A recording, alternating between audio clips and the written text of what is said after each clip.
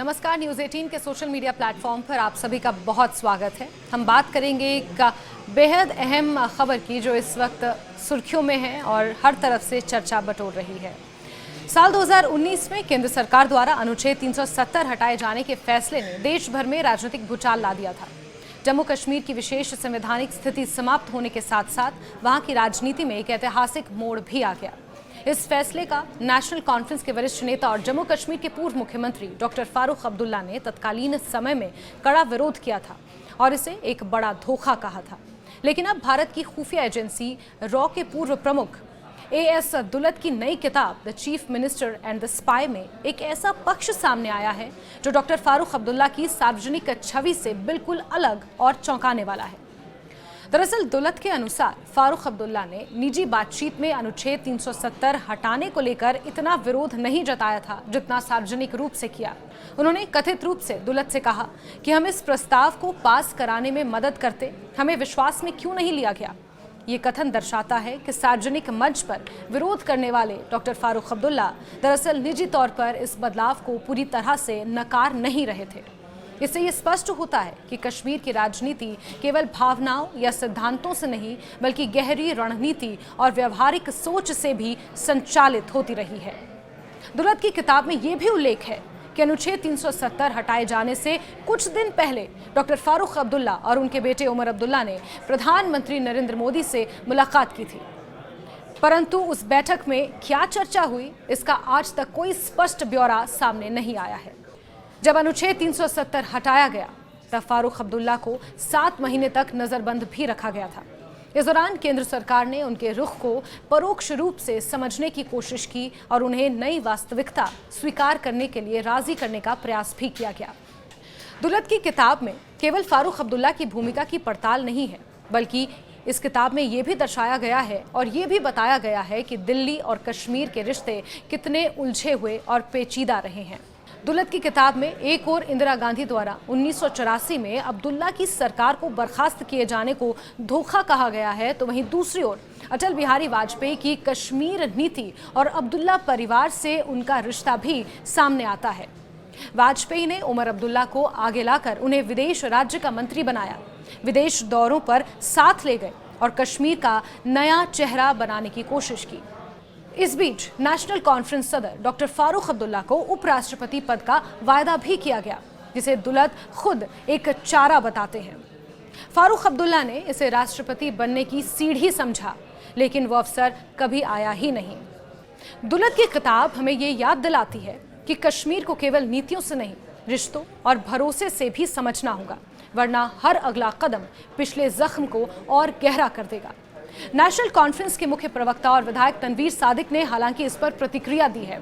दुलत के दावों को उन्होंने खारिज करते हुए कहा कि वो अपनी ही किताब में किए गए बयान से विरोधाभास पैदा कर रहे हैं। उन्होंने ये कहा कि नेशनल कॉन्फ्रेंस सदर doctor Farooq Abdullah People's Alliance for Gupkar Declaration को आगे बढ़ाने और उसका नेतृत्व करने के लिए हमेशा से प्रतिबद्ध रहे, जो इस बात का प्रमाण है कि दुलत का दावा निराधार है, क्योंकि अगर उसमें सच्चाई होती तो फारूक अब्दुल्ला ऐसा कदम कभी नहीं उठाते।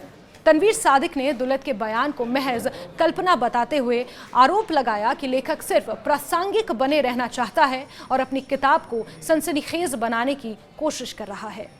अगर उस ऑथर की आप बुक देखेंगे और अगर आप देखेंगे जब वो उसमें लिखता है, वो अपनी बात को खुद ही कॉन्ट्रडिक्ट करता है।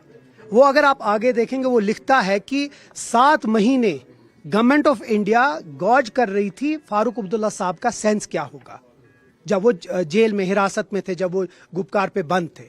और 7 महीने के बाद फारूक अब्दुल्ला साहब ने पीएजीडी को आगे चलाया। अगर वो बात होती तो क्या पीएजीडी वो ऐसे करते?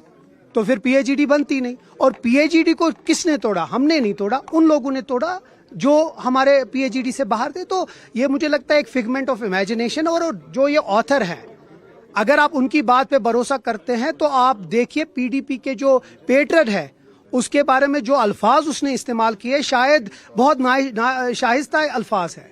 मुझे नहीं लगता, जब हम उन बातों पे भरोसा नहीं करते, मुझे लगता है पीडीपी भी, वो जो दुल्लत साहब उस वक्त मुफ्ती साहब के खिलाफ बोला उनने बात, तो मुझे लगता है वो सिर्फ रेलेवेंस अपने करना चाहते हैं। It's a figment of imagination, इसमें कुछ नहीं है, अपने आप की रेलेवेंस लाना चाहते हैं। ये बुक खुद ही अपनी बात को कॉन्ट्रडिक्ट करता है। अगर ऐसी बात होती तो मैं फिर से कह रहा हूं, पीएचडी नहीं बनती, पीएचडी आगे नहीं चलती। और फारूक अब्दुल्ला साहब ने पहले दिन से पीएचडी और यहाँ के जो जम्मू कश्मीर में हुआ 2019 में, उसको एक स्ट्रांग बिट्रेयल माना गया। और आज की डेट में भी नेशनल कॉन्फ्रेंस उस बात पे कायम दायम है। तो मुझे लगता है ये अपनी किताब को थोड़ा सा कंट्रोवर्शियल बनाने के लिए और एक फिगमेंट ऑफ इमेजिनेशन है जो उसमें बात की, जबकि वो खुद अपनी किताब में उसको कॉन्ट्रडिक्ट। देखिए, हमको तो ये पता है कि भारतीय जनता पार्टी का हमेशा ये सोच थी कि आर्टिकल 370 को खत्म होना ही चाहिए, क्योंकि उसी से यूनिटी जो है वो पॉसिबिलिटी हो सकती थी। जो दुल्लत साहब ने कहा है, दुल्लत साहब जो है वो फारूक साहब के बड़े क्लोज एड्स में से रहे हैं। अब उन्होंने क्यों कहा है वो तो मैं नहीं कह सकता, तो फारूक साहब ही उसका जवाब दे सकते हैं। लेकिन जो भी पॉलिटिशियन जिस भी पॉलिटिकल पार्टी से हो, वो पब्लिक कंजम्पशन के लिए शायद ये उनकी लाइन रही होगी कि 370 जो है वो रहना चाहिए। लेकिन प्राइवेटली हर पॉलिटिकल पार्टी का हर आदमी ये मानता था कि 370 की वजह से जम्मू कश्मीर को नुकसान हुआ है। तो जो दुल्लत साहब ने लिखा है, मुझे उसमें कोई ज्यादा हैरानगी नहीं लगती। उन्होंने ये भी कहा है कि डॉक्टर फारूक अब्दुल्ला ने जब एब्रोगेट हो गया तो उसके बाद उनसे ये कहा कि उन्हें अगर कॉन्फिडेंस में लिया होता तो ज्यादा बेहतर होता, उनकी मदद कर पाते उसमें। नहीं, हमको किसी को कॉन्फिडेंस में लेने की जरूरत नहीं थी। कॉन्फिडेंस जो है पूरे भारतवर्ष का था, ये पूरे भारत का इकट्ठा फैसला था। देखें कितनी बड़ी मेजॉरिटी में जो है वो ये फैसला लिया गया। नेशनल कॉन्फ्रेंस ने तो पूरी कोशिश की इसको अपोज करने की, पार्लियामेंट में भी और पार्लियामेंट के बाहर भी। तो we were not dependent upon any person, और खासकर उन लोगों के ऊपर जिनका इतिहास बताता है कि वो सेपरेटिज्म को बढ़ावा देने में उनका रोल एक रहा है। इन सभी घटनाओं के बीच एक बात लगातार स्पष्ट होती है कि दिल्ली को फारूक अब्दुल्ला से संवाद बनाए रखना पड़ता था। उनके स्वाभिमान, उनके इतिहास और कश्मीर की स्वायत्तता के प्रति उनके दृष्टिकोण को समझे बिना उनसे संवाद संभव नहीं था। दुल्लत ये भी मानते हैं कि फारूक अब्दुल्ला खुलेआम दिल्ली के साथ कभी नहीं खड़े हो सकते थे, लेकिन उनकी व्यवहारिक सोच और राजनीतिक समझ को केंद्र सरकार ने समय समय पर अपने हित में इस्तेमाल भी किया। ये एक तरह का अनकहा सहयोग ही था, जिसे दिल्ली ने धीरे धीरे समझा और फिर अपनी रणनीति के तहत साधने की कोशिश की। दरअसल रिहाई के बाद भी डॉक्टर फारूक अब्दुल्ला ने अनुच्छेद 370 पर खुलकर कोई टिप्पणी नहीं की।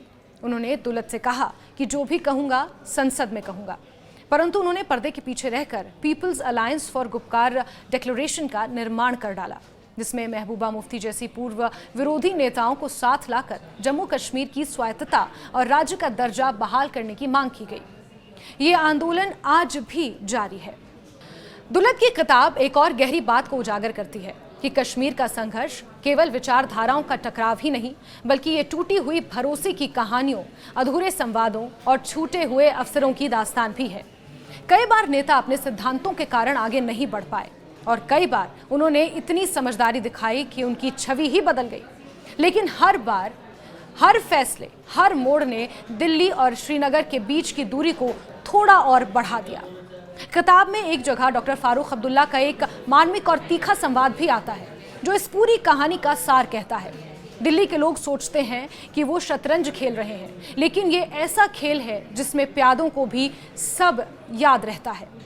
ये कथन न केवल उनकी पीड़ा दर्शाता है, बल्कि उस गहरी राजनीतिक समझ का भी प्रतीक है जो दशकों से कश्मीर की राजनीति में छिपी रही है।